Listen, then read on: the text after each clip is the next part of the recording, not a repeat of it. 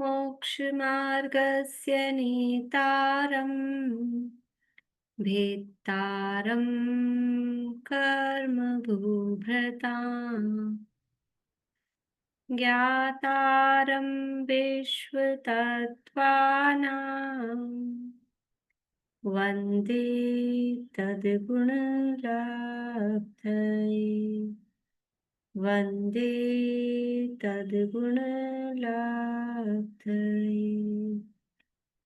मोक्षमार्ग के नेता एवं कर्म पर्वतों के भेदक और विश्व के सब तत्वों के ज्ञायक चेतन संवेदक सद्गुण आप समान प्राप्त हूँ यही भावना भाकर देव विनय पूर्वक करूं वंदना बारंबार जिनेश्वर देव बारंबार जिनेश्वर देव।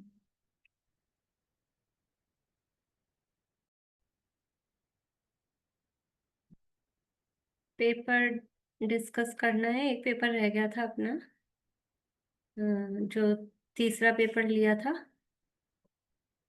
सूत्र 26 से 27 से कहाँ से था?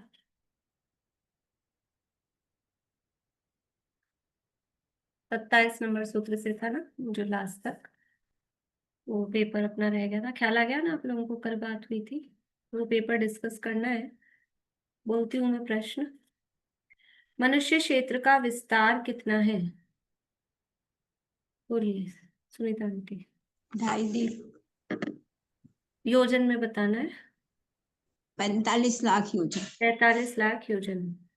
पंचमेरु स्थित है जम्बूद्वीप में, धातकी खंड में, पुष्करार्ध में, ढाई द्वीप में। ढाई द्वीप। ढाई द्वीप में। सुदर्शन मेरु पर्वत में भूमि से सौमनस वन की ऊंचाई, भूमि से सौमनस वन की ऊंचाई कितनी है? 500 योजन, 62,500 योजन, 63,000 योजन, 36,000 योजन। कांता आंटी।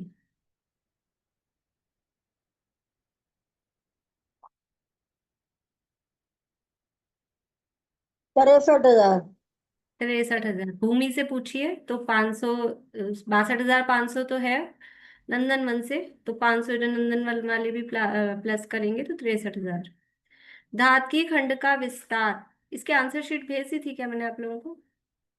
अच्छा, फिर तो कोई मतलब ही नहीं डिस्कस करने से।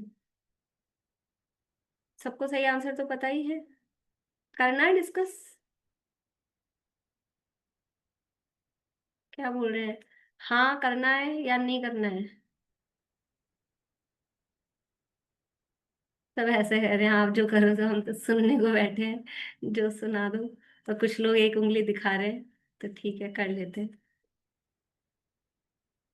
धातकी खंड का विस्तार कितना है? धातकी खंड का विस्तार ऑप्शंस बताऊं? 4 लाख योजन। 4 लाख योजन, ठीक है। अवसर्पिणी काल में जीवों के आयु, अनुभव आदि की वृद्धि होती है। जीवों के शरीर की वृद्धि, आयु की हानि होती है। जीवों के शरीर, आयु, अनुभव आदि की हानि होती है। जीवों के शरीर की हानि और आयु की वृद्धि होती है। जीवों के शरीर, आयु, अनुभव आदि की हानि होती है। हानि होती है, सभी की हानि होती है। सुखमा काल में उत्कृष्ट आयु कितनी है? सुखमा काल में उत्कृष्ट आयु, शकुंतला जी। 1 पल्ले, 2 पल्ले, 3 पल्ले, 1 कोटि पूर्व। एक एक बल्ले। गलत जवाब है। 2 पल्ले। 2 पल्ले सुखमा काल है, दूसरा काल है 2 पल्ले। प्रलय आती है अवसर्पिणी के 5वें काल में, उत्सर्पणी के 5वें काल में, अवसर्पणी के 6ठे काल में, उत्सर्पणी के 6ठे काल में। अवसर्पणी के 6ठे काल में। अवसर्पणी के 6ठे काल में। बेर बराबर भोजन होता है पहले काल में, दूसरे काल में, तीसरे काल में, 6ठे काल में। पहले काल में। पहले काल में। भोग भूमि में मरण होता है बीमारी से, दुर्घटना से, छींक व जम्भाई से, इनमें से कोई नहीं। रजनी जी, मुंबई।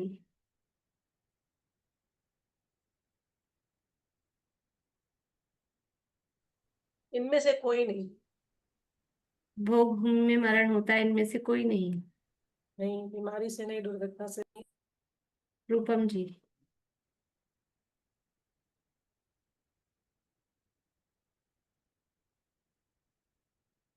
ठीक है, जमाई से। छींक व जम्भाई से। भोग भूमि में ऐसे ही मरण होता है ना, स्त्री और पुरुषों में से एक को छींक आती है, एक को जमाई आती है। इसलिए या भी नहीं लिखा, व लिखा है, छींक व जमाई, क्योंकि एक को एक चीज होती है, एक को एक चीज होती है। एक कोटि पूर्व की उत्कृष्ट आयु कौन से काल में होती है? चौथे काल में। चौथे काल में, ठीक है। निम्न में से 63 सलाका पुरुष में नहीं है। तीर्थंकर, नारायण, कामदेव, चक्रवर्ती। कामदेव। कामदेव। दुखमा सुखमा काल का समय कितना है? दुखमा सुखमा काल का समय यानी कितना बड़ा काल होता है वो बताना है। 42,000 वर्ष कम एक कोड़ा कोड़ी सागर। बढ़िया, 42,000 वर्ष का कम एक कोड़ा कोड़ी सागर। धातकी खंड में स्थित पर्वत है। सुदर्शन व अचल, विजय और अचल, मंदर और विद्युन्माली, मंदर और अचल। रश्मि जी।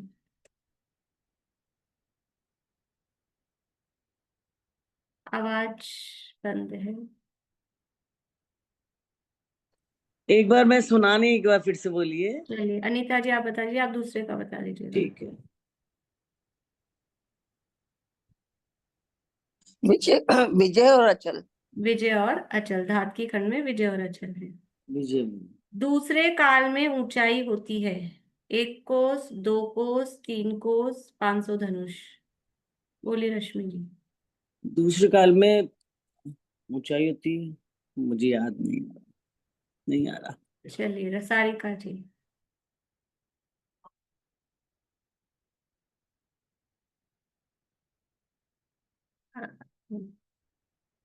500 धनुष।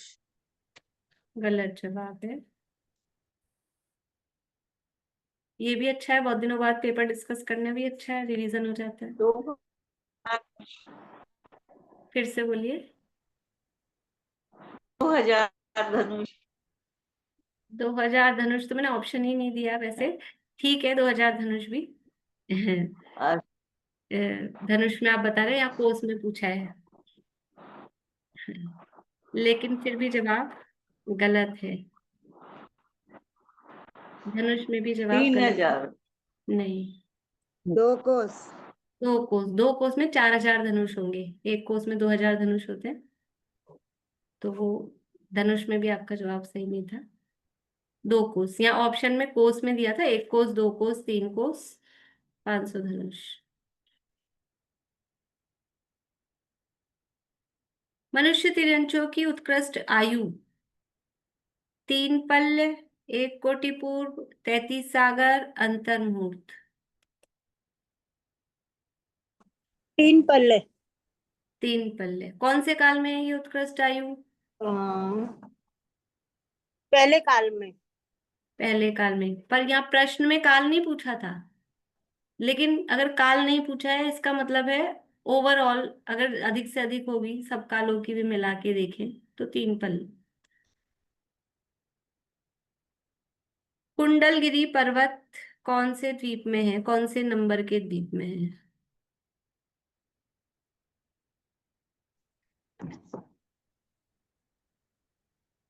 11वां। 11वां। नाम बता सकते हैं उस द्वीप का? कुंडल कुंडलवर्दी। कुंडलवर्ती, बढ़िया। कुभोग भूमि में व्यवस्था होती है, उत्तम भोग भूमि जैसी, मध्यम भोग भूमि जैसी, जघन्य भोग भूमि जैसी, कर्म भूमि जैसी। आवाज बंदी है दीपिका जी, आवाज बंद है। जगन्य भोग भूमि। जघन्य भोग भूमि जैसी। नंदीश्वर द्वीप में रतिकर पर्वत पर स्थित कुल जिनालय कितने हैं? रतिकर पर्वत पर स्थित कुल जिनालय कितने हैं? पद्मा जी। 32। 32। तीर्थंकर की माता की सेवा करने देवियां कौन से द्वीप से आती हैं? तीर्थंकर की माता की सेवा करने के लिए।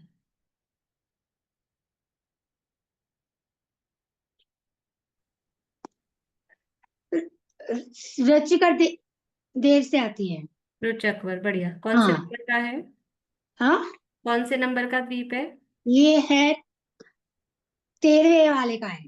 13वें नंबर, बढ़िया, बहुत हाँ। अच्छा। कालोदधी समुद्र में पाताल कितने पाताल हैं? कालोदधी समुद्र में कितने पाताल हैं? 48। 48, बहुत अच्छा। हाँ, आगे कितने पाताल हैं? 48। 48, बहुत बढ़िया। कितने पाताल हैं शीला भाभी? एक भी नहीं है। एक भी नहीं है, पाताल केवल लवण कालो समुद्र दधी, में ही है। कालो दधी पे नहीं ठीक है। है ना, मैंने ऑप्शन नहीं बताया आपको तो ख्याल नहीं आया। कुभोग भूमियां पाई जाती हैं लवण समुद्र में, कालोदधी समुद्र में, दोनों में, स्वयंभू रमण समुद्र में। कांता आंटी, चालू करिए आवाज।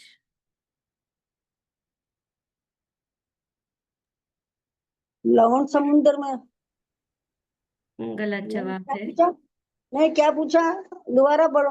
कुभोग भूमियां कहाँ पाई जाती है? लवण समुद्र में, कालोदधी में, दोनों में, या स्वयंभू रमण समुद्र में?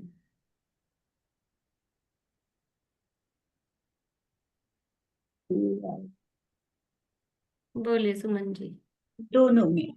दोनों में, लवण समुद्र में भी और कालोदधी में। कालोदधी में। कुभोग भूमियां दोनों में पाई जाती है, लेकिन पाताल केवल लवण समुद्र में ही है। अग्निकायिक जीवों की उत्कृष्ट आयु कितनी होती है? अग्निकायिक जीवों की उत्कृष्ट आयु 3 दिन। 3 दिन, बढ़िया। मनुष्य लोक के बाहर मनुष्य पाए जा सकते हैं मारणांतिक समुद्घात में, केवली समुद्घात में, ढाई द्वीप के बाहर से मरकर ढाई द्वीप में जन्म लेने की अपेक्षा, उपरोक्त सभी। कुसुम जी, कुसुम जी अजमेरा। उपरोक्त सभी। उपरोक्त सभी, 3 अवस्थाएं हैं, मारणांतिक समुद्घात, केवली समुद्घात, और तीसरा है उत्पाद। उत्पाद शब्द नहीं लिखा, मैंने थोड़ा उसको खोल के लिख दिया था समझ में आने के लिए। मध्य लोक में कुल अकृत्रिम जिनालय कितने हैं? शकुंतला जी, मध्य लोक में कुल अकृत्रिम जिनालय कितने हैं? 458। 458। अपन एक काम करेंगे, जो पेपर हो चुके हैं ना, तो कभी कभी मैं 2-4 महीने में मैं आपको बता दूंगी कि पेपर पूछा जाएगा। तो जैसे टेस्ट नहीं होता है स्कूल में, ऐसे टेस्ट हो जाएगा, तो थोड़ा रिवीजन हो जाया करेगा 1-2 महीने में। एक आध पेपर पुराने अपन, तो मुझे भी ज्यादा मेहनत नहीं करनी पड़ेगी, आप लोगों को भी नहीं करनी पड़ेगी, उसी को वापस से पढ़ के आ जाइएगा, तो इतना तो कम से कम याद आ जाएगा वापस। चलिए, मुझे याद दिला दीजिएगा। अभी तो चल रहे हैं अपने, फिर 15-20 दिन बाद। कुपात्र दान के फल में जीव उत्पन्न होता है उत्तम भोग भूमि में, मध्यम भोग भूमि में, जघन्य भोग भूमि में, कुभोग भूमि में। कुभोग भूमि में। कुभोग भूमि में। अब तो हाँ और ना वाले हैं, तो आप लोग उंगली से जवाब दे दीजिएगा। पुष्करार्ध को 2 भागों में विभक्त करने वाले पर्वत वक्षार पर्वत हैं, जो पूर्व पश्चिम फैले हुए हैं। हाँ कि ना? जवाब है ना। तो वो कौन से पर्वत हैं, फिर उन पर्वतों का नाम क्या है? बख्शार पर्वत के लिए ना कह रहे हैं, तो फिर उन पर्वतों का नाम क्या है और कैसे फैले हुए हैं? बोलिए रूपम जी। नहीं? बोलिए वर्षा भाभी। ईश्वकार पर्वत है जो उत्तर दक्षिण फैले। ईश्वाकार पर्वत है जो उत्तर दक्षिण फैले हुए हैं। तीर्थंकरों की उत्पत्ति दुखमा सुखमा काल में होती है।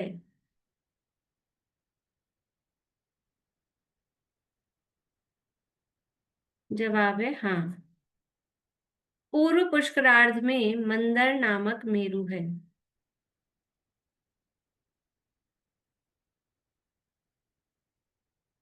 जवाब है हाँ। बढ़िया। जहां शुभाशुभ कर्मों को करने तथा 8 कर्मों को नाश करने की प्रधानता हो, उसे कर्म भूमि कहते हैं। जवाब है हाँ। पहले काल में आंवले का भोजन होता है। जवाब है ना। तो वो आंवले का भोजन तो किसी भी काल में नहीं होता। वो आंवले बराबर बेर बराबर, वो क्वांटिटी बताने के लिए कहा है। आंवले का भोजन में आंवला ही खाते हो तो इससे तो अपन ही अच्छे। कम से कम बर्फी पेड़ा रसगुल्ला मिठाई ये तो खाते हैं, वो आंवला ही खाने को मिले, ऐसा नहीं है। ठीक है। ढाई द्वीप में कुल 30 कर्म भूमियां हैं। जवाब है ना। तो फिर कर्म भूमियां कितनी हैं? कांता आंटी बताना चाह रही हैं शायद। बोलिए कांता आंटी, कर्म भूमियां कितनी हैं? 15 बढ़िया। और 30 क्या है? भोग भूमिया। बहुत अच्छा, बहुत बढ़िया। आर्य मनुष्य 5 प्रकार के होते हैं। जवाब है ना। तो फिर आर्य मनुष्य कितने प्रकार के होते हैं? फिर भी 2 उंगली दिखा रहे हैं आप लोग। 2 प्रकार के होते हैं। बढ़िया। रिद्धि प्राप्त और बिना रिद्धि प्राप्त। मनुष्य और तिरंचों की जघन्य आयु अंतर्भूत है। जवाब है हाँ। भरत क्षेत्र के, देखो अब इसमें भी काल नहीं पूछा कौन से काल, तो फिर ओवरऑल सब कालों में मिलाकर सबसे कम जितनी होगी वो ओवरऑल की जघन्य आयु है। और सब कालों में मिला के सबसे ज्यादा होगी वो ओवरऑल की उत्कृष्ट आयु है। जब काल नहीं पूछा जाएगा तो सब कालों को मिला के सबसे कम आयु और सबसे अधिक आयु को जघन्य आयु और उत्कृष्ट आयु कहा जाएगा। और जब काल कहा जाए तो फिर उस काल के हिसाब से, अब यही प्रश्न ये होता कि पहले काल में या तीसरे काल में मनुष्य और तिरंचियों की जघन्य आयु अंतर्मूर्त है, तो जवाब ना हो जाता। और अभी काल नहीं बताया तो जघन्य आयु अंतर्मूर्त है। भरत क्षेत्र के तीर्थंकरों का जन्माभिषेक रक्त शिला पर होता है। जवाब है ना। ये तो सरल था, सबको याद है, पांडुक शिला। स्वयंभू रमण समुद्र के बीच में चूड़ी के समान गोलाकार स्वयंप्रभ पर्वत है।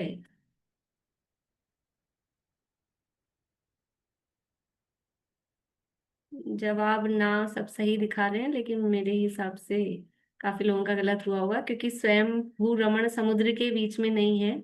स्वयंभू रमण द्वीप के बीच में वो स्वयंप्रभ पर्वत है। विजय मेरु में सौमनस वन से 28,000 योजन की ऊंचाई पर पांडुक वन है।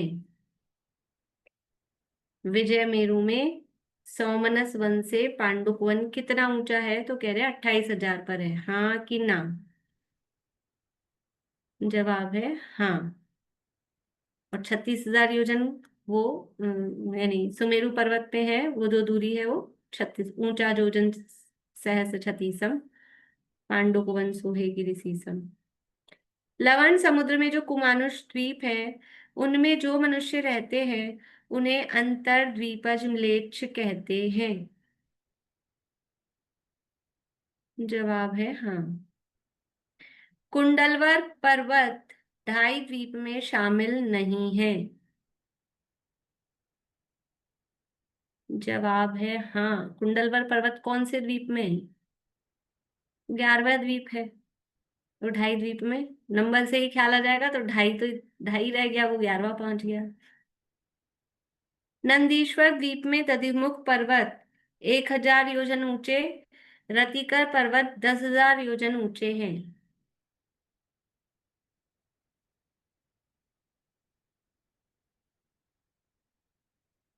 जवाब है ना।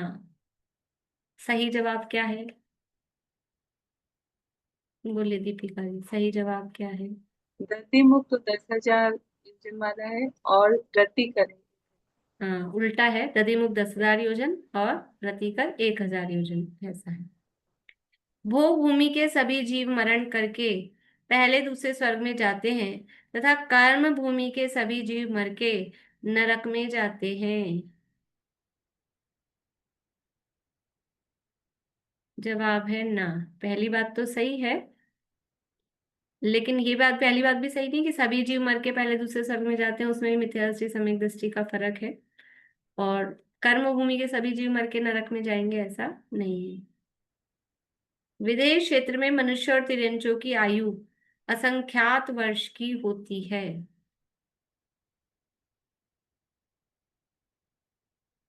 जवाब है ना। तो कितनी होती है विदेश क्षेत्र में मनुष्य और तिर्यंचों की आयु, कितनी होती है? बोलिए अंकल।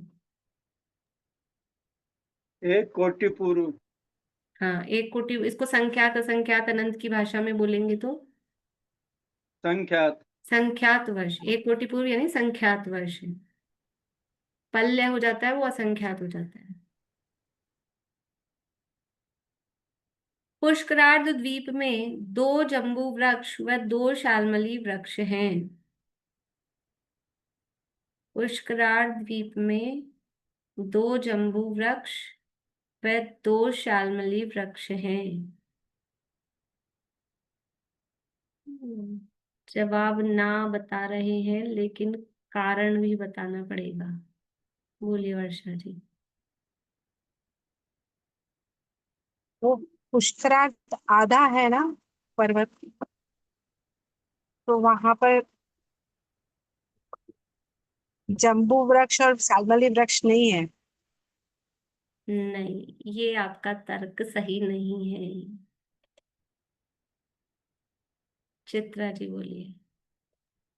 पुष्करादि में पुष्कर वृक्ष है 2 और शालमली वृक्ष है 2। बढ़िया। वहां जम्बू वृक्ष है ही नहीं, है तो दो दो, लेकिन वो वृक्ष का नाम जम्बू नहीं है, पुष्कर वृक्ष है। ठीक है ना। आगे। जम्बू द्वीप में 96 कुभोग भूमियां हैं।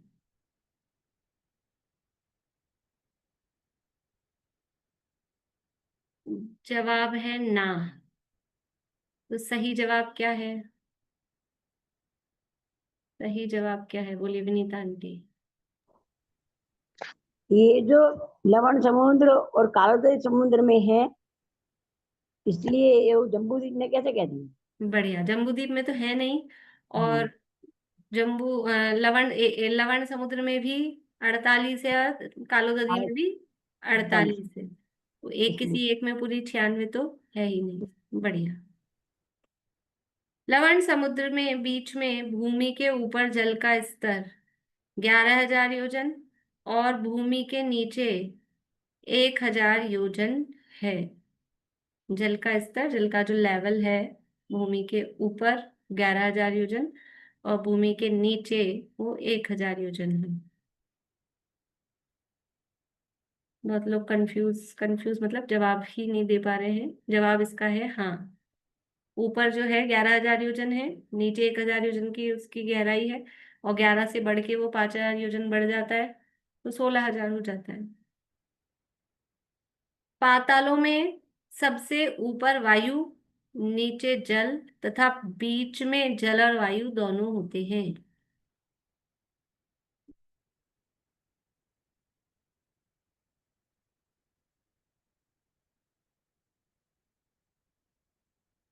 अनीता जी, आपकी उंगलियां नहीं दिख रही है मुझे किसी भी प्रश्न में। दिखा रहे हैं या नहीं दिखा रहे हैं? दिखा रहे हैं। वो दिख नहीं पा रही है मुझे। जवाब तो सब सही बता रहे हैं, जवाब है ना। तो सही जवाब क्या होगा? सही जवाब बोलिए अर्चना जी। सबसे ऊपर जल है, फिर बीच में जल और वायु दोनों है, फिर नीचे वायु है। हाँ, इसमें कहा, इसमें उल्टा कहा, सबसे ऊपर वायु और सबसे नीचे जल कहा। तो उल्टा है, सबसे ऊपर जल है और सबसे नीचे वायु। शुक्ल पक्ष में समुद्र के जल का स्तर 5,000 योजन हो जाता है।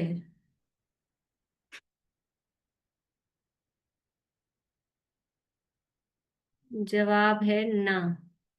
तो कितना हो जाता है?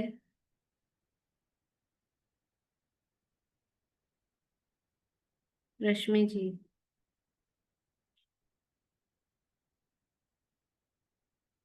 नहीं, बोलिए सुनीता आंटी। 16,000 हो जाता है। 16,000, 5,000 प्लस हो जाता है 11,000 में, अभी तो बताया था मैंने। 16,000 हो जाता है। मानुषोत्तर पर्वत से मोक्ष जा सकते हैं। जवाब है हाँ, मानुषोत्तर पर्वत से जा सकते हैं। वहां तक 2.5 द्वीप, वहां तक सीमा है। तो मानुषोत्तर पर्वत से जा सकते हैं। स्वयंभू रमण समुद्र में कर्म भूमि है, अतः वहां से करोड़ों मुनिराज मोक्ष गए हैं। जवाब है ना। कर्म भूमि भले ही है, लेकिन वो तो अंतिम समुद्र है, वहां कोई मनुष्य जा ही नहीं सकता है। 2.5 द्वीप के बाहर से कोई मोक्ष नहीं जा सकता है। चारों गतियों से आकर जीव भोग भूमि में जन्म ले सकते हैं। जवाब है ना। चारों गतियों से आके, नरक से और स्वर्ग से कोई आके जन्म नहीं लेते। केवल मनुष्य और तिर्यंच जो कर्म भूमि से हैं, वो कर्म भूमि के मनुष्य और तिर्यंच ही भोग भूमि में जन्म ले सकते हैं। मध्य लोक सुमेरु पर्वत की जड़ से लेकर सुमेरु पर्वत की चोटी तक है। जवाब है हाँ, सुमेरु की जड़ से लेकर सुमेरु की चोटी। इस तरह से ये अपना पेपर रह गया था, ये भी हो गया। काफी अच्छा किया था आप लोगों ने, सबने अच्छे नंबर, नंबर मैंने भेज ही दिए हैं सबके। अच्छे ही आए थे सबके लगभग।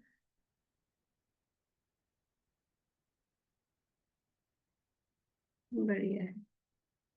काफी लोगों के 50 में से 50 भी 3-4 लोगों के आए थे।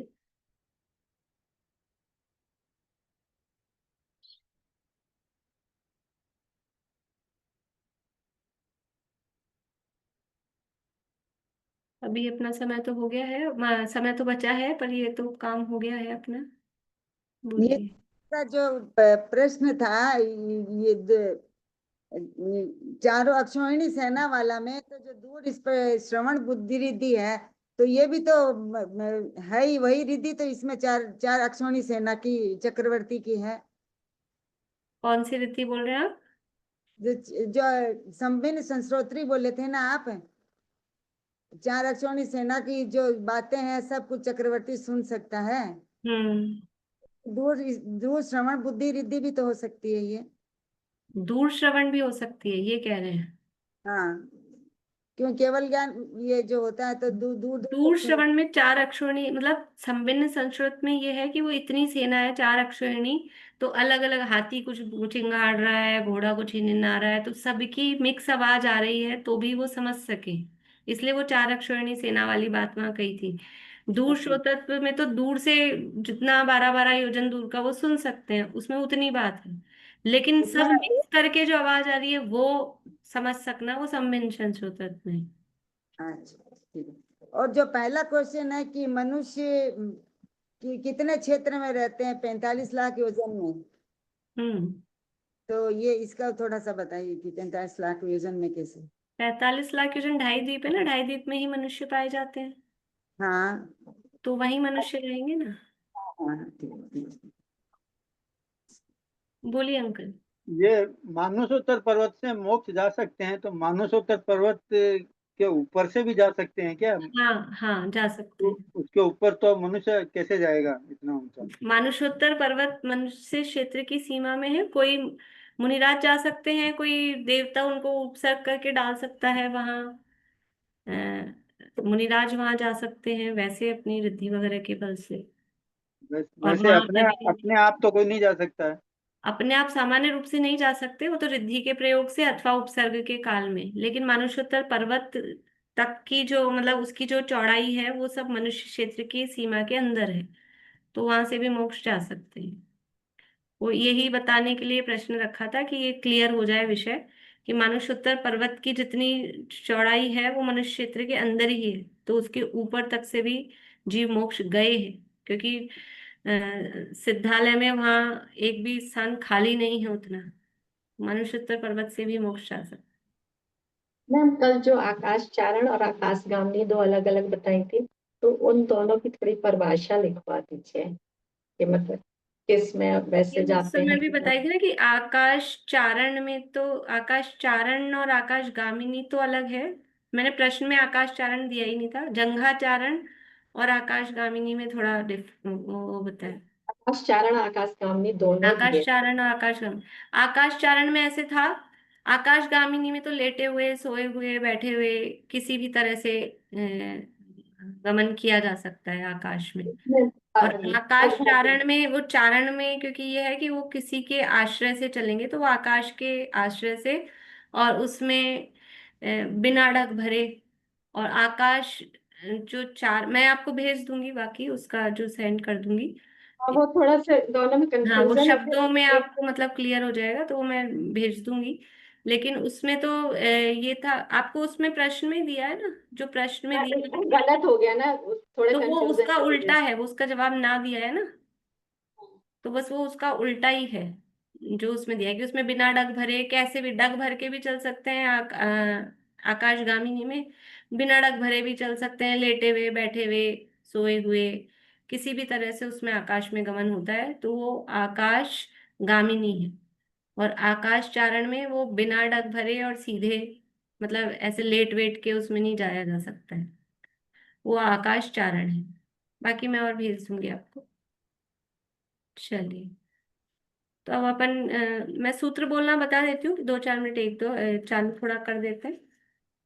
चौथा अध्याय, प्रश्न है और बोलिए। इसमें जो आकाश चारण और आगामी, तो इन दोनों में क्या अंतर है? अभी आपने सुन नहीं रहे थे, इनका भी तो यही प्रश्न था, वही तो बता रही थी। बहुत जगह कंफ्यूजन हो जाता है इसीलिए। मैं भेज दूंगी आप लोगों को, तो आप देख लीजिएगा क्लियर उसमें। बाकी जो प्रश्न बनाया हुआ है वो प्रश्न इसीलिए बनाया था कि दोनों का अंतर स्पष्ट हो जाए। तो प्रश्न नहीं में वो जवाब ना है तो उसको उल्टा करके देख लीजिए, तो दोनों का स्वरूप समझ में आएगा। चौथा अध्याय है